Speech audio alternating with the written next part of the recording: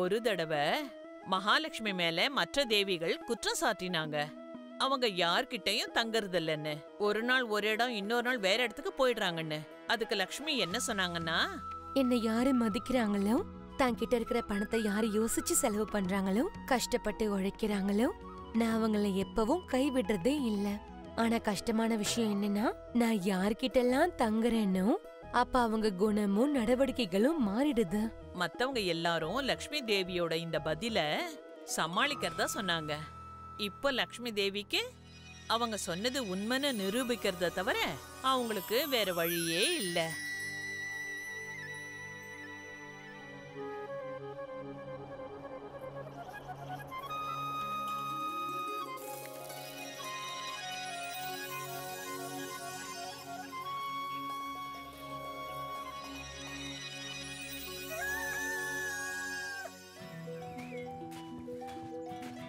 இந்த ராமுவோட குடும்பமே வயலோட இந்த பகுதியில விளையிற விளைச்சலை வச்சுதான் நடக்குது. சீக்கிரம் தொடங்க, எனக்கு ரொம்ப பசிக்குது.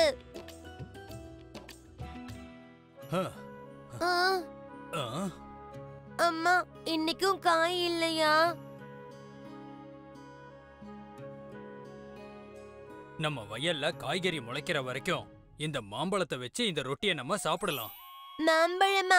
எனக்கு அது வேணும், எனக்கு அது கொடுங்க.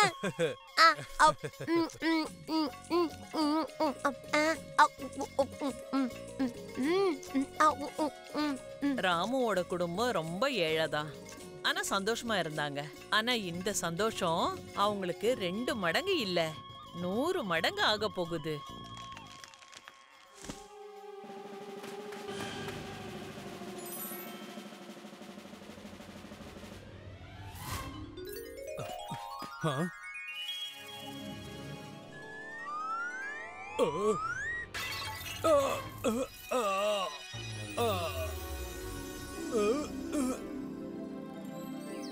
செல்வங்களோட தேவியான லக்ஷ்மியோட அருள் அவங்களுக்கு கிடைச்சது. அப்ப அவங்களோட சந்தோஷத்துக்கு அளவே இல்ல. பணக்காரங்களாயிட்டோம், நம்ம பணக்காரங்களாயிட்டோம்.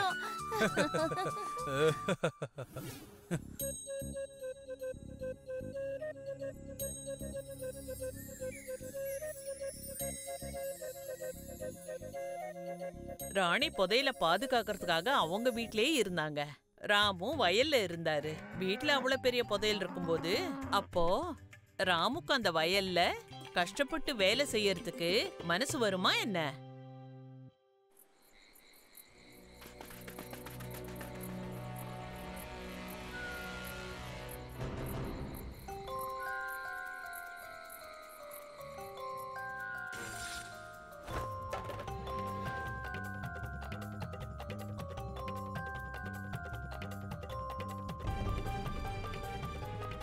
விட்டுருங்க, என் பணத்தை எல்லாத்தையும் விட்டுருங்க, விட்டுருங்க. இது என்னோட பணம், இதை விட்டுருங்க.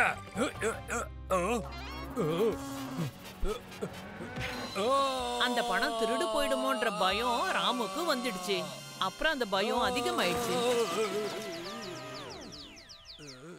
என்ன இவ்வளவு சீக்கிரம் வந்துட்டீங்க?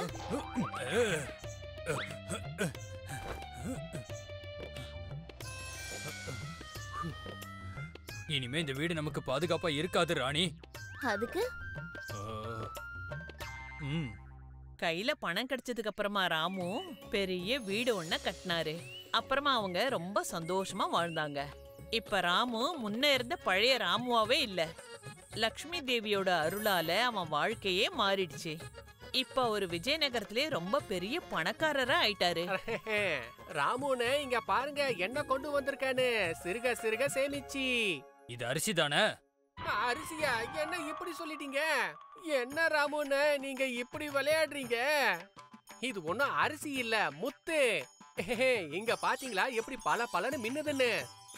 உங்களுக்காகவே நான் இத வர வச்சேன், சிறுக சிறுக சேமிச்சு. ஆனா ஏற்கனவே கோடவுன்ல அதிக பொருட்கள் இருக்கே. அத ஏழைங்களுக்கு கொடுத்து புண்ணியத்தை தேடிக்கங்க. அந்த மாதிரி இருக்கிற அரிசியெல்லாம் நம்ம ராமுவண்ண சாப்பிடுவாரா என்ன? இல்லையாண்ணே? மாட்டேன், கண்டிப்பா மாட்டேன். என்ன பாக்குறீங்க? வண்டில இருந்து சீக்கிரமா மளிகை சாமான் இறக்கி வைங்க.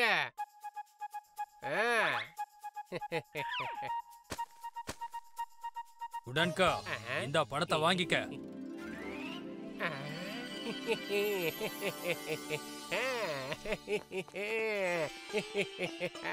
மனு ஐயா, என்ன கொண்டு வந்திருக்கீங்க? அட என்னங்க பெரிய ஐயா, நான் உங்களோட அடிமை. உங்களுக்கு சேவை செய்ய வந்திருக்கேன்.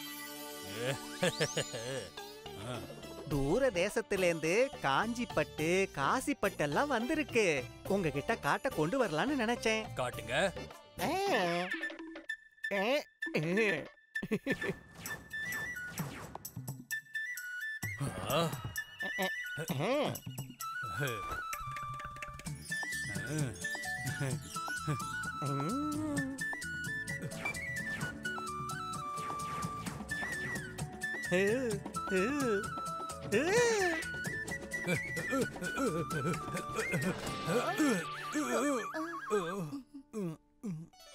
அந்த பணம் ஒன்னும் ராமு கஷ்டப்பட்டு சம்பாதிச்சது இல்ல.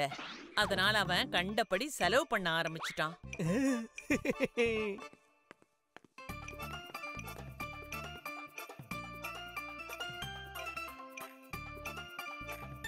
யார் எவ்வளவு கேட்டாலும் யோசிக்காம கொடுத்துருவான். ராமு கிட்ட பணம் குறைஞ்சுகிட்டே வந்தது. ஆனா அவன் பழக்கம் மாறவே இல்ல.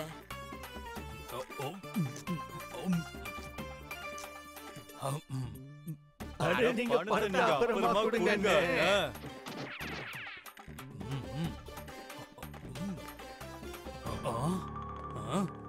கடனை என்னைக்காவது ஒரு நாளைக்கு திருப்பி கொடுத்துதானே ஆகணும்.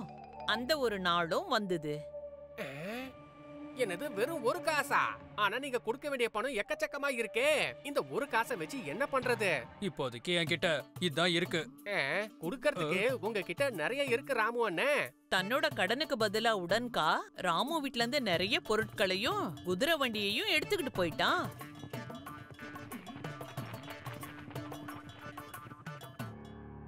எதுக்கு இப்படி நின்னு பராக்கு பாத்துக்கிட்டு இருக்க? உனக்கு பணம் கொடுக்கறதுக்கு வக்கு இல்லைன்னா எதுக்கு பெரிய மனுஷன் மாதிரி என்கிட்ட இருந்து பொருள் எல்லாம் வாங்கின? முதல்ல அந்த துணியை கேட்டு எல்லா பொருளையும் எடுத்துக்கிட்டு போங்க. ராமு பணத்தை செலவு பண்றதுக்கு முன்னாடி கொஞ்சம் கூட யோசிக்கவே இல்ல. வருங்காலத்தை பத்தி நினைச்சு பார்க்கல. இப்ப அவன் செஞ்ச தப்ப நினைச்சு முழுசா உணர ஆரம்பிச்சுட்டான். கொடுக்கறதுக்கு ஒரு காசு இல்ல. இப்ப உனக்கு சிம்மாசனம் மட்டும் தான் குறைச்சலாம். இறங்க, இறங்க.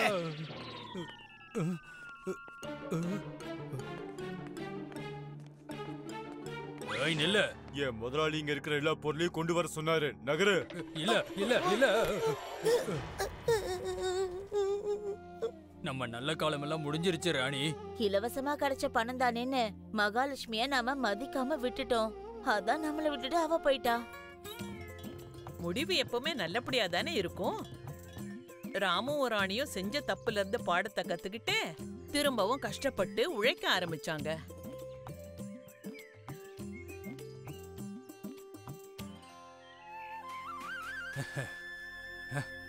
ராமுவோட உழைப்புக்கு பலன் கிடைச்சது.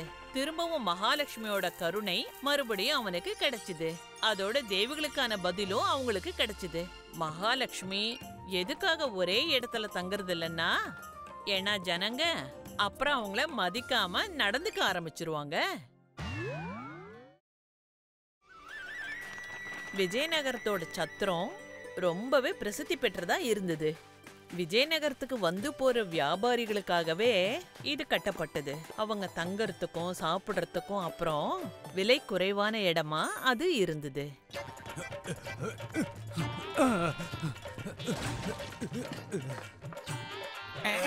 இடம் என்னாச்சு? இந்த சத்தத்தோட சொந்தக்காரர் இதோ இந்த பிம்லேஷ் தான். எனக்கு என்னமோ வண்டி சக்கரம் மாட்டிக்கிச்சுன்னு தான் தோணுது. அட கொஞ்சம் இருப்பா, இப்பவே நான் வரேன். மத்தவங்களுக்கு உதவுறதுன்னா முதல்ல வந்து அவரு நிப்பாரு.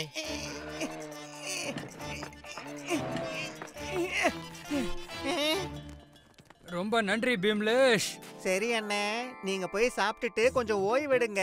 இந்த வழிக்கு நான் ஒரு வழி பண்றேன். இந்த மாதிரி நல்ல காரியங்களை பண்றதுக்கு பிம்லேஷ்க்கு அவரோட சகோதரர்களும் உதவி பண்ணாங்க.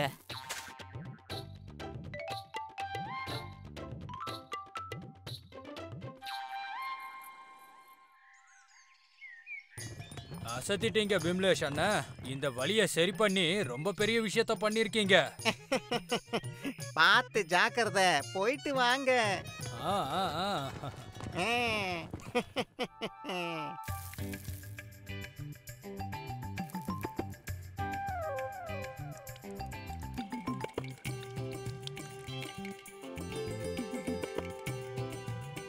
ஜனங்களுக்கு சேவை செஞ்சே பிம்லேஷ் அவரோட நாட்களை கடத்திக்கிட்டு இருந்தாரு. ஒரு நாள் பிம்லேஷோட அந்த சத்திரத்துக்கு ஒருத்தர் வந்தாரு. இதுக்கு முன்னாடி அவரை பிம்லேஷ் பார்த்ததே இல்ல. உங்களை பார்த்தா ரொம்ப தூரத்துல இருந்து வந்த மாதிரி இருக்கு. சத்திரத்துல சாப்பிட்டுட்டு இங்கேயே கொஞ்ச நேரம் நீங்க ஏன் ஓய்வு எடுத்துட்டு போக கூடாது? ஏற்கனவே இங்க நிறைய ஆளுங்க இருக்காங்க. கொஞ்சம் ஓய்வு எடுத்துட்டு நான் வேற ஏதாவது இடத்த தேடிக்கிறேன். பிம்லேஷால அதை ஏத்துக்கவே முடியல.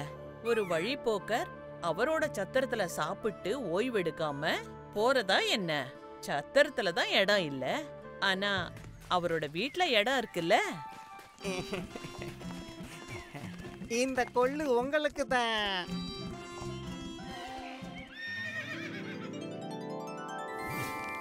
அநேகமா உங்க குதிரைக்கு இது ரொம்ப பிடிச்சிருக்குன்னு நினைக்கிறேன். நீங்க உள்ள வாங்க. இங்க பாருங்க, இது உங்களுக்கான சாப்பாடு. இவ்வளவு ருசியான உணவை பார்த்து எனக்கு இன்னும் பசி அதிகமாயிடுச்சு. அவரு வெறும் 2 ரொட்டி தான் கேட்டாரு, ஆனா அவருக்கு சாப்பிட பலவிதமான உணவுகள் கிடைச்சது. அப்புறம் என்ன, வழிபோக்கர் வயிறார நல்லா சாப்பிட்டாரு.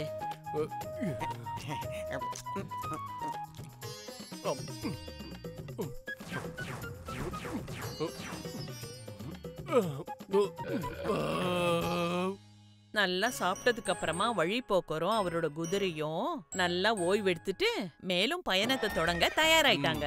சுவையான உணவு கொடுத்து நல்லா கவனிச்சிட்டீங்க. ரொம்ப ரொம்ப நன்றி. நீங்க உண்மையிலேயே நல்ல மனசு கொண்டவரு. உங்களுக்கு ஏதாவது பிரச்சனை இருந்தா தயங்காம என்கிட்ட சொல்லுங்க. எனக்கு என்ன கவலை இருக்கு, பிரச்சனை இருக்கு. நான் நல்லா தான் இருக்கேன். என் கூட என் மொத்த குடும்பமும் இருக்கு, சகோதரர்களும் இருக்காங்க. எங்க பசங்கெல்லாம் ஒத்துமையா ஒன்னா இருக்காங்க. இந்த சத்திரத்துல வர்ற வழிபோக்கர்களுக்கு சேவை செஞ்சே என் வாழ்க்கை ரொம்ப நல்லா தான் போய்கிட்டு இருக்கு. எனக்கு எதை பத்தியும் எந்த கவலையும் இல்ல. இப்படிலாம் கேட்டா நீ மனசுல இருக்க விஷயத்த வெளியே சொல்ல மாட்ட. இரு வர.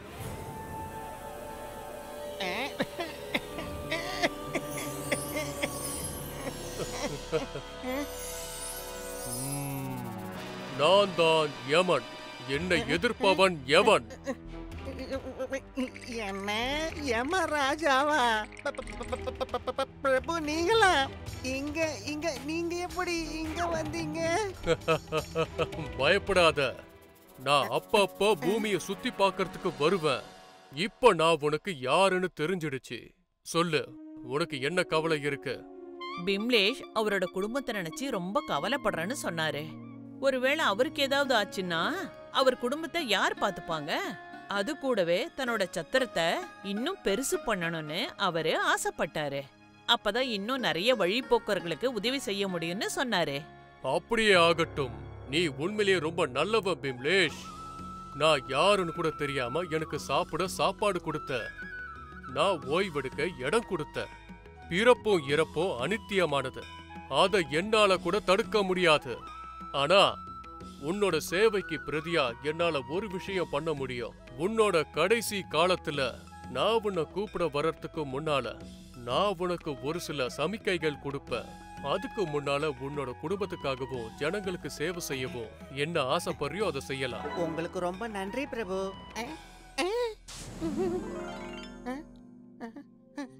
யமன் கிட்ட இருந்து ஆசீர்வாதம் கிடைச்சதுக்கு அப்புறமா பிமலேஷ்க்கு இப்ப எந்த கவலையும் இல்ல. அவர் மனசார தன்னோட குடும்பத்துக்கு என்னெல்லாம் செய்ய முடியுமோ அதெல்லாத்தையும் செய்ய ஆரம்பிச்சாரு. அண்ணா, இப்ப சத்திரத்துல இடம் ரொம்ப கம்மியா இருக்கு. நம்ம இன்னும் கொஞ்சம் இடம் ஏற்பாடு பண்றதுதான் நமக்கு நல்லது. ஒன்னு பண்ணு, இந்த சத்திரத்தை பெருசு பண்ணி இத நல்ல விதமா நீயே கவனிச்சுக்க, சரியா? அனுஜ் உனக்கு உதவியா இருப்பான், சரியா? கொஞ்சம் கொஞ்சமா பிமலேஷ் தன்னுடைய 2 சகோதரர்களையும் சத்திரத்தோட வேலையில சேர்த்துக்கிட்டாரு. காலம் அப்படியே ஓடிச்சு. பிமலேஷோட தலைமுடி, மீசை எல்லாமே நரைச்சு போச்சு. சரி வா போலாம்.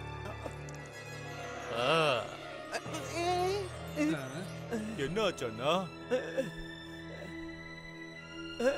ஒண்ணும் இல்ல, நான் நல்லா இருக்கேன்.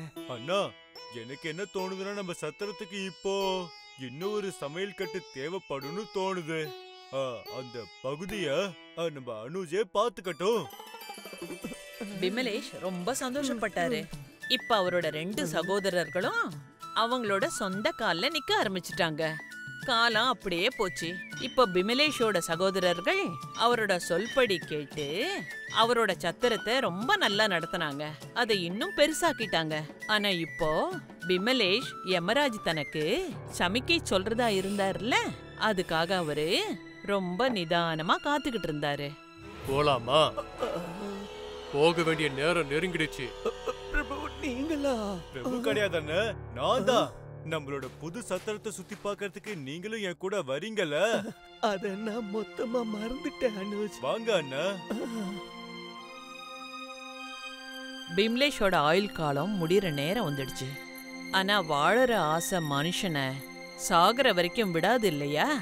அதனால விமலேஷோட நிலைமையும் அந்த மாதிரி தான் இருந்தது.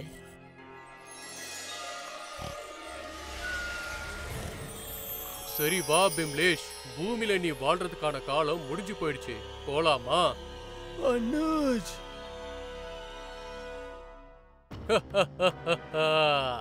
இந்த தடவை வந்திருக்கிறது அனுஜ் இல்ல, நான் தான் யமன். பிரபு, வர்றதுக்கு முன்னால சமிக்கை கொடுக்கறேன்னு சொன்னீங்கல்ல? நான் உனக்கு சமிக்கைகள் கொடுக்க தானே செஞ்சேன். உன்னோட முடி எல்லாமே வெள்ளையாச்சு. அப்புறம் உன் இடுப்புல ஏற்பட்ட வலி தாங்க முடியாம உன்னோட பற்கள் எல்லாமே கொட்டி போச்சு. நான் வர்றதுக்கான சமிக்கைகள் தானே இது எல்லாமே.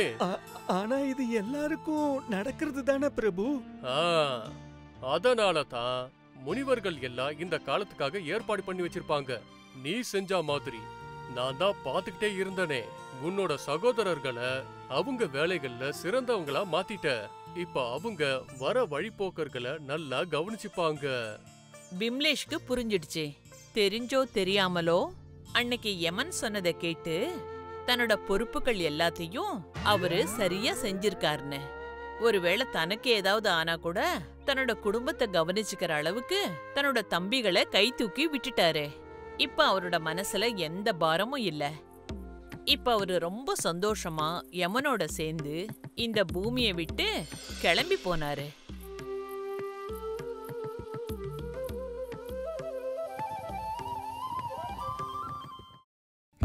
If you like this video, subscribe to our channel Murthy Media.